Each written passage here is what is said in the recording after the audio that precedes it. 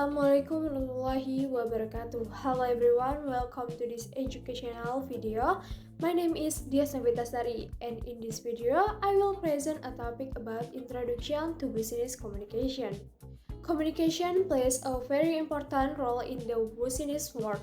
Every organization needs effective communication to share information, coordinate activities, and achieve its goals successfully. Without good communication, misunderstanding can occur between employees. Teamwork can become ineffective and business operation may not run smoothly. Therefore, in this presentation, we will discuss several important topics related to business communication, including the definition of business communication, interpersonal communication, communication within organization, and cross-cultural business communication. By understanding this concept, we can improve our communication skill and apply them in academic activities, organization, and also in the professional world. So, let us begin with the first topic. Masuk ke yang pertama, yaitu kita akan membahas mengenai pengertian komunikasi bisnis. Secara umum, komunikasi adalah proses pertukaran informasi antara individu melalui simbol, sinyal, perilaku, atau tindakan. Menurut Hemstreet and Betty, komunikasi merupakan proses pertukaran informasi antara individu melalui suatu sistem simbol, sinyal, maupun tindakan. Sedangkan menurut Joko Purwanto, komunikasi bisnis adalah komunikasi yang digunakan dalam dunia bisnis yang mencakup komunikasi verbal maupun non-verbal dengan tujuan untuk mencapai tujuan organisasi. Artinya, komunikasi bisnis tidak hanya berupa percakapan biasa, tetapi juga mencakup berbagai bentuk komunikasi yang digunakan dalam kegiatan bisnis, seperti penyampaian informasi, instruksi kerja, koordinasi antar bagian, serta interaksi dengan pelanggan. Dalam sebuah perusahaan, komunikasi yang efektif sangat penting karena dapat membantu organisasi bekerja secara lebih efisien dan terstruktur. Sebaliknya, jika komunikasi tidak berjalan dengan baik, maka bisa terjadi kesalahpahaman yang dapat menghambat pekerjaan. Contoh dalam kehidupan sehari-hari misalnya yaitu dalam sebuah restoran.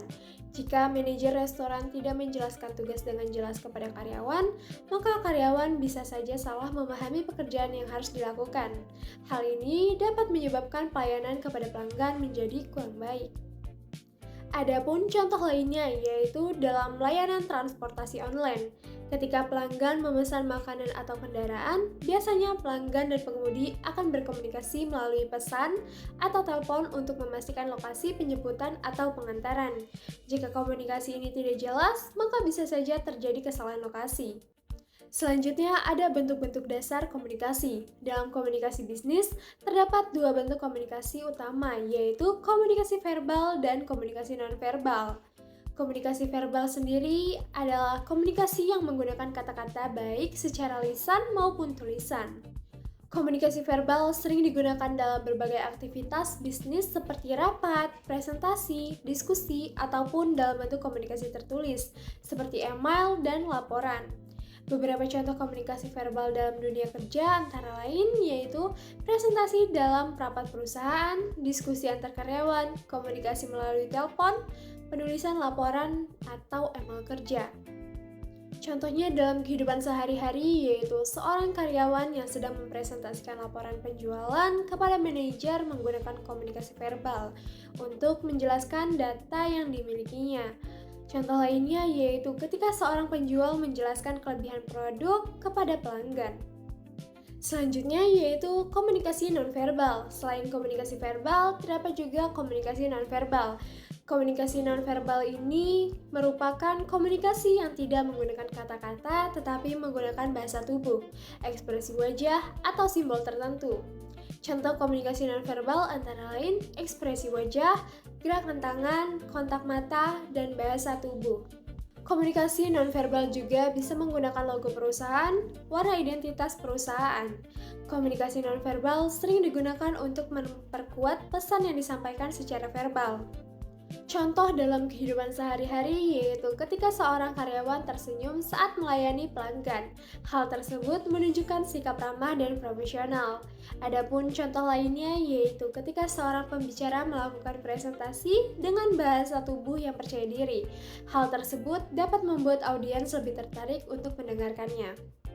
Masuk ke proses komunikasi. Komunikasi merupakan suatu proses yang terdiri dari beberapa tahapan. Tahapan dalam proses komunikasi antara lain yang pertama, pengirim memiliki ide atau gagasan. Yang kedua, ide tersebut diubah menjadi pesan. Yang ketiga, pesan disampaikan melalui media komunikasi.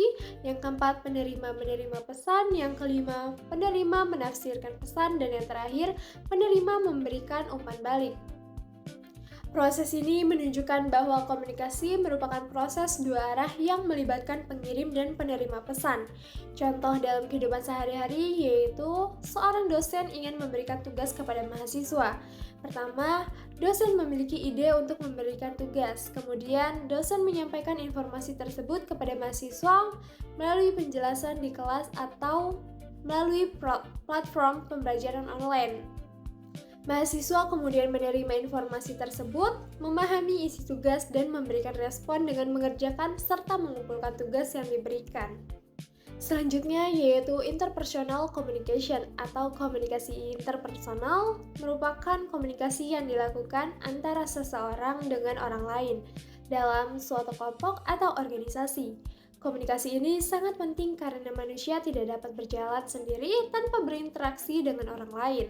Komunikasi interpersonal juga memiliki beberapa tujuan antara lain menyampaikan informasi, berbagi pengalaman, membangun hubungan yang baik, menyampaikan perasaan, meningkatkan motivasi, serta membangun kerjasama. Contoh dalam kehidupan sehari-hari yaitu dalam tugas kelompok di perkuliahan. Setiap anggota kelompok harus berkomunikasi untuk membagi tugas dan menyelesaikan pekerjaan bersama. Jika komunikasi antar anggota kelompok berjalan dengan baik, maka tugas dapat diselesaikan dengan lebih cepat dan efektif. Contoh lainnya yaitu komunikasi antar rekan kerja dalam sebuah perusahaan yang bekerja sama untuk menyelesaikan suatu proyek. Selanjutnya yaitu komunikasi dalam organisasi. Komunikasi ini merupakan proses penyampaian informasi yang terjadi dalam sebuah perusahaan atau lembaga. Komunikasi ini sangat penting karena dapat membantu organisasi dalam mencapai tujuan yang telah ditetapkan. Dalam organisasi terdapat beberapa pola komunikasi. Yang pertama yaitu top-down communication. Top-down communication adalah komunikasi dari atasan kepada bawahan. Contohnya yaitu ketika manajer memberikan instruksi kerja kepada karyawan atau ketika pimpinan perusahaan menyampaikan kebijakan baru kepada seluruh pegawai. Yang kedua yaitu bottom-up communication. Bottom-up communication sendiri adalah komunikasi dari bawahan kepada atasan. Contohnya yaitu ketika karyawan menyampaikan laporan pekerjaan, memberikan ide baru, atau memberikan saran kepada manajer. Yang ketiga yaitu horizontal communication. Horizontal communication merupakan komunikasi antara individu yang memiliki posisi atau jabatan yang sama dalam organisasi.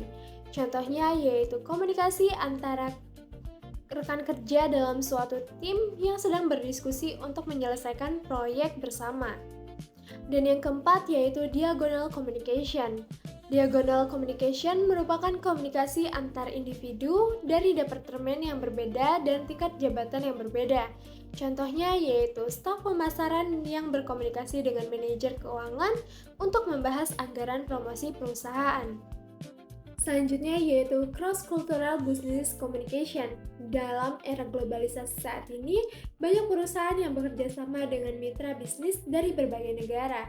Hal ini menyebabkan munculnya konsep cross-cultural business communication, yaitu komunikasi bisnis yang memperhatikan perbedaan budaya antar wilayah atau negara.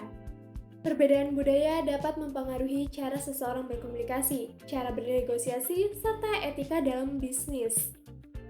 Contoh dalam kehidupan sehari-hari yaitu di Indonesia orang biasanya berjabat tangan ketika bertemu dengan orang lain. Namun di Jepang, orang biasanya memberi salam dengan cara membungkukkan badan.